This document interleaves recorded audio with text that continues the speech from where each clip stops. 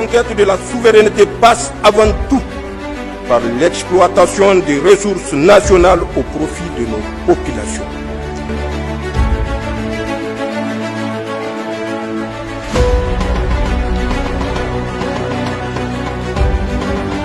Réunis à l'école de maintien de la paix à Lioune Blondine Bey, les ministres de la Défense du Mali, du Burkina Faso et du Niger ont été accueillis par le président de la transition, le général d'armée Assimi Goïta, également président en exercice de la Confédération.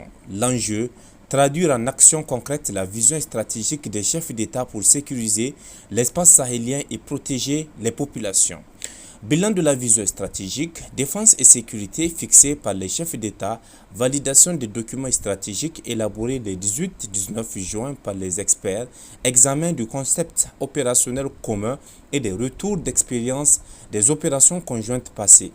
L'adoption d'un avant-projet de protocole additionnel en matière de défense et de sécurité, définition des modalités opérationnelles de la future force unifiée de l'AES et mise en place d'un mécanisme de partage du renseignement militaire.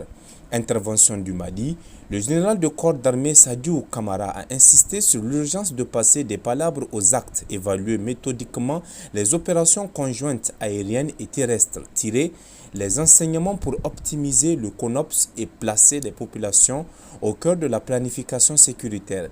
L'intervention du Niger et du Burkina Faso, le général de corps d'armée Salif Moudi a souligné la nécessité d'appuyer la coopération sur les atouts géostratégiques de chaque État, route base aérienne, poste frontière et de garantir un financement pérenne des capacités communes.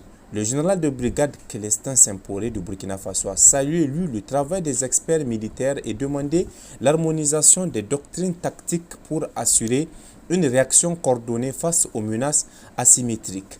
Point stratégique et technico-opérationnel, lancement du CONOPS, fruit de la réunion des états-majors Ouagadougou, avril 2025, incluant l'architecture de commandement conjoint et les exercices Yéréko déjà menés en 2025.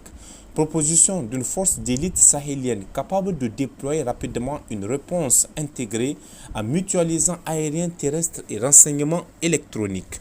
Décision clé, adoption de l'avant-projet de protocole additionnel défense et sécurité qui définit le statut, le mandat et le financement de la force unifiée de l'AES.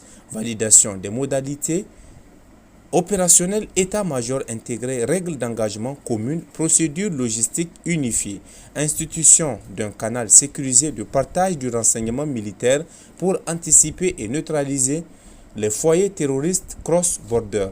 Prochaine étape, finalisation et signature du protocole additionnel d'ici fin juillet 2025, réunion ministérielle de suivi après l'entrée en vigueur du protocole après lancer le déploiement pilote de la force unifiée et ajuster les doctrines en fonction des évaluations terrain. Installation du centre de fusion de renseignement à Niamey avec liaison directe vers les QG nationaux.